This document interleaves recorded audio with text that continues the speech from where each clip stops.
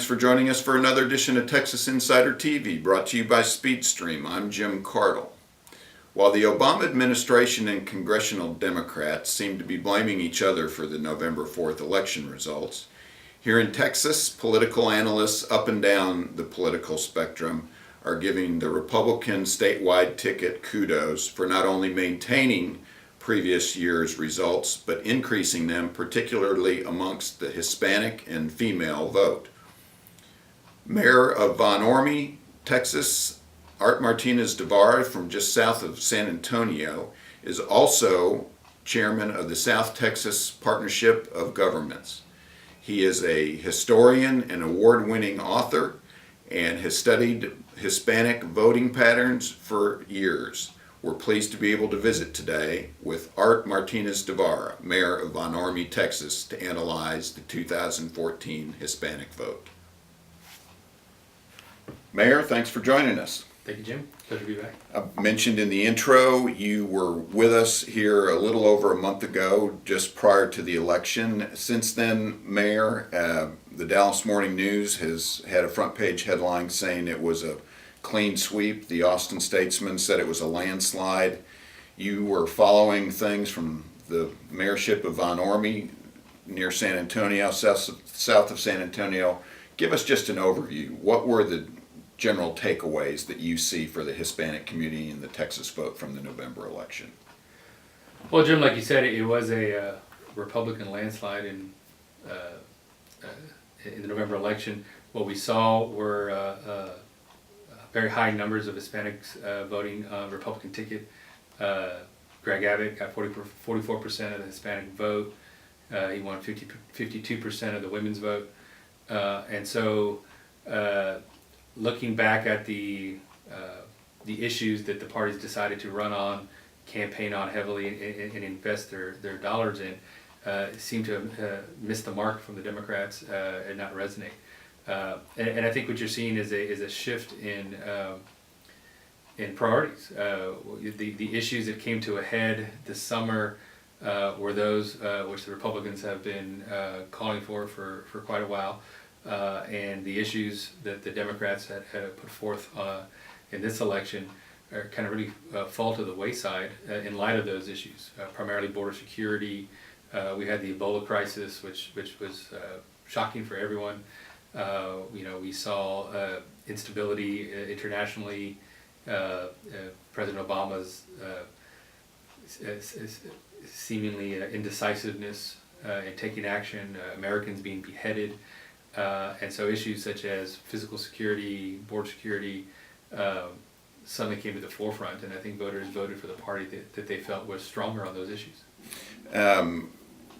Previously, when you were here, I think there had been a CBS poll showing projectively that 41% of Hispanics intended to vote for a Republican, Greg Abbott for governor. You mentioned 44% ended up being the exit polling number, but specifically because you mentioned it, let me ask you a little bit differently.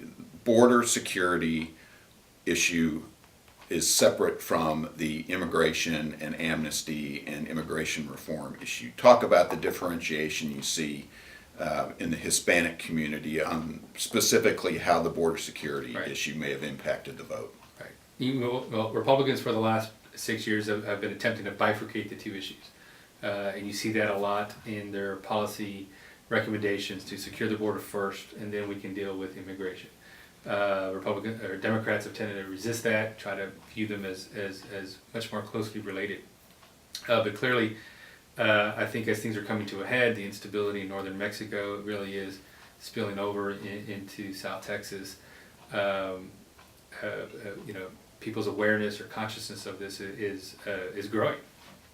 We see a very large number of, for example, recent indictments in and around Brownsville for political corruption tied to drug cartels. We see an increase in violence, kidnappings on the American side of the border, and people are looking for solutions. I think one of the things, or one of the political solutions that we can provide is creating a two-party system in the Rio Grande Valley.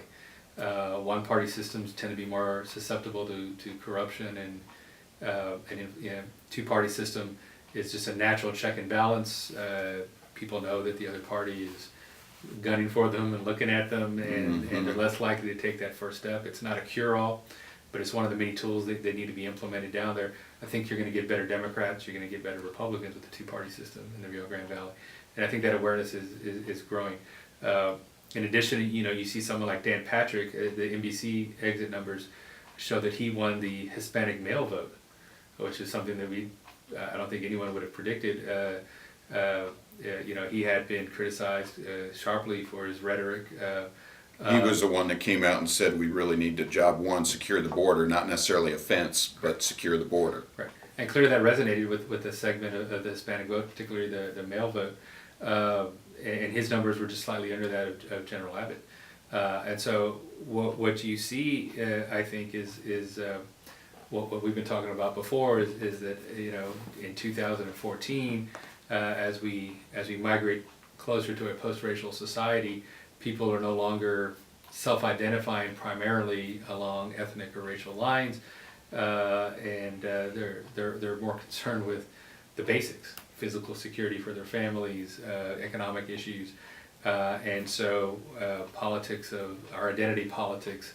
We saw a dramatic shift in that. I mean, we're all in the boat together. Border security, we're all in the same boat, and there was only one party pushing that, promising it, and with the capacity to deliver on the state level, and it resonated.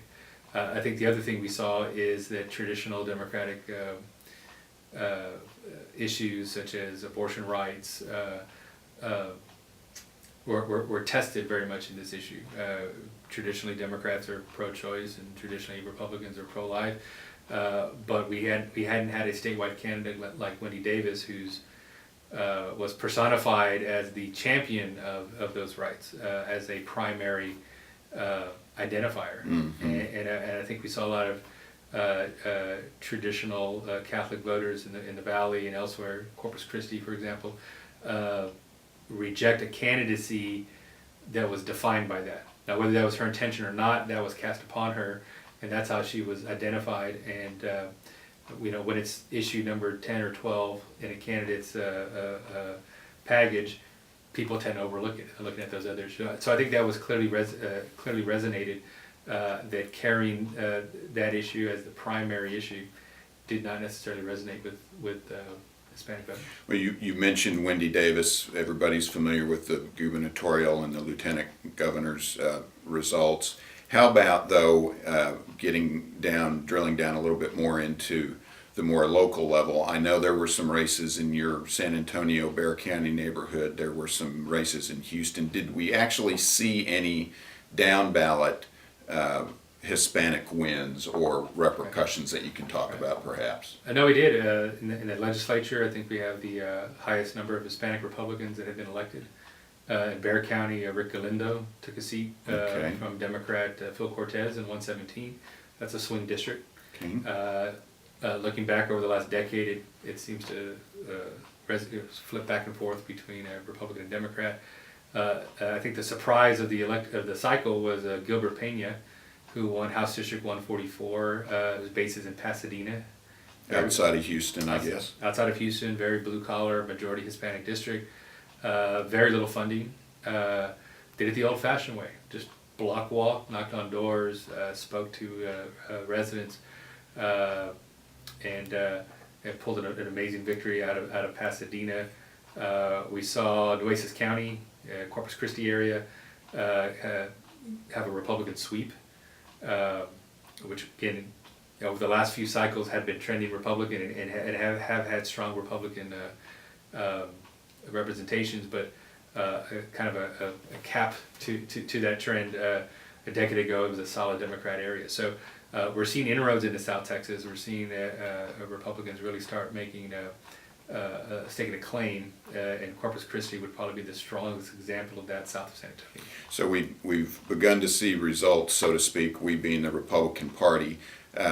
Before I ask you one more question here on the border security, I want to thank our viewers for tuning in to another edition of Texas Insider TV, brought to you by Speedstream. We're visiting with Art Martinez de Vara, the mayor of Ormy, just south of Texas, south of San Antonio, Texas. Mayor, let's drill down. I want to come back to Nueces in a minute, but a little bit more into the border security issue, because I think a lot of folks are saying now that issues and economic conditions south of San Antonio are not reported in traditional media as much as what is the actual real life experience. Do you think now that the border security issue could be a party changing motivation for the Hispanic population, or certainly for citizens living south of San Antonio? What is the real impact there?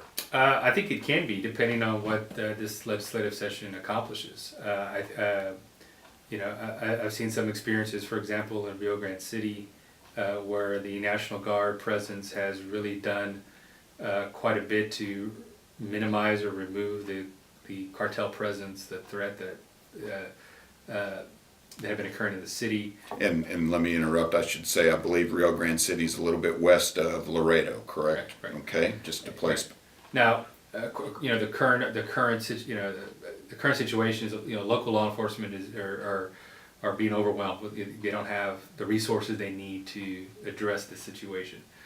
We know that there's been a lot of political back and forth between the president and the governor over needing additional resources on the border. Of course, we've had General Abbott and Dan Patrick run on that issue of having the state provide those resources. So on the limited what we've seen accomplished already, there seems to have been some very positive results. However, like anything else, it just shifts the activity elsewhere. We haven't actually resolved the issue. So I think if this Texas legislature really does do something monumental to fundamentally shift or provide an additional feelings of security, actual security, give those law enforcement sheriffs and police departments on the border the resources that they need to actually address this issue, you can see a tremendous shift in opinion. That's what people want. I mean, at a fundamental level, everybody wants physical security. But you're chairman or president, I believe, of the South Texas Partnership of Governments. You deal with a lot of peers, elected officials in South Texas. Are they all confronting economic realities and security issues that the mainstream Texan is not even aware of? Well, it is. I mean, South Texas is tremendously in flux right now. We have the Eagle Ford Shale boom, which was producing an unprecedented growth in our communities. However, over the last month, with the fall in oil prices, mainly coming out of the Middle East, we're seeing a halt. We're seeing layoffs for the first time. I mean, it's a dramatic turnaround, a freeze on hiring, as drilling activity. The cost of drilling is now higher than the price per barrel. And a lot of that, I mean, that is stemming from international politics. So we see the Middle Eastern monarchies flooding the market in their attempt to combat ISIS, undercut their funding source. There's a lot of things going on that in faraway places that really impact very small communities like Ormy and Cotulla and. Well, for instance, you referred to earlier some of the indictments in South Texas counties. That is based in cartels, drug activity that most folks won't be aware of, correct? Right, yeah. There's been a series of indictments down in Brownsville, and the allegations stem of bribes for reduced sentencing and things like that. Some of those have been sentenced already. We hear rumors and activity going on, further down, in the next counties. And that exists. I mean, the drug cartels in northern Mexico have a tremendous amount of resources, financial resources, governmental resources, and they employ them. And especially we have a very vulnerable situation where some of these rural border counties, their average salary for a sheriff deputy might be what these cartels can pay them to simply go to McDonald's for an hour and ignore the shipment that's coming through. And so we really need to reinforce our border counties, give them the resources they need to combat this. give them the independence, if they will, financial and National Guard to address these issues and stop this infiltration of this. Now, it's also a double-edged sword. I mean, not only do we have to attack the supply side, we need to attack the demand side. Mm-hmm. You know, these things are coming into our communities because of demand, and hopefully we'll see a balanced approach to addressing the drug issue. Just amazing the more one looks of the actual real-life circumstances down there. We'll ask you more about that in the future. One final question, if I can, Mayor. I want to go back to Nueces County. I believe it was the week prior to the election. The Greg Abbott campaign ran a specific ad in the Corpus Christi area highlighting Wendy Davis's activities and support for abortion, and it had a real impact, I believe. Talk about that issue specifically in South Texas and what may have been one or two of the other drivers. Right. Well, you know, what the polling has showed is that we call traditional Catholics are moved, you know, by that rhetoric, politically moved to vote against it. And you even see a division among Catholics. Right? You know, we see Catholics statewide tend to be more secular mindset, tend not to vote, be value voters as much as evangelicals. But along the Rio Grande Valley, people tend to be more values voters. It definitely, the polling that we saw dramatically reduced her favorable opinion poll numbers. Again, it seems as if, especially among Hispanic Catholic voters or more traditionally minded voters, if you're pro-choice but you don't carry the mantle for pro-choice issues, it's forgivable, or they're voting on other issues, economic issues, other issues. But when you carry that banner, or that banner is thrust upon you, it becomes unforgivable to a significant enough degree to shift the voting pattern. And I think you're going to see an impact on that in future elections. I mean, these elections don't happen in isolation. People don't, you know, the parties adjust. I would be surprised if the Democrats field a candidate that that carries those same issues in the forefront again. And especially if you want to be effective, even if you're an advocate for pro-choice cause and want to be effective of it, it seems as if the better mantra or the better strategy is to keep those in the back burner and push other issues and get your candidates elected, because there was a clear rejection of that. Well, we're going to leave it there. Speaking of remaining in favorable light, we got to let you get down the road. I know you got some other appointments. Appreciate you coming in, Mayor. Thanks, Jim. Mayor Art Martinez de Vara from Ormy, Texas, just south of San Antonio, discussing the Hispanic vote. We want to have you back. There's more issues we could talk about there. We hope you'll join us for a future discussion on the 2014 vote. We appreciate you tuning in today. Remember, you're either an insider or you're not. I'm Jim Cardle. Thanks for joining us.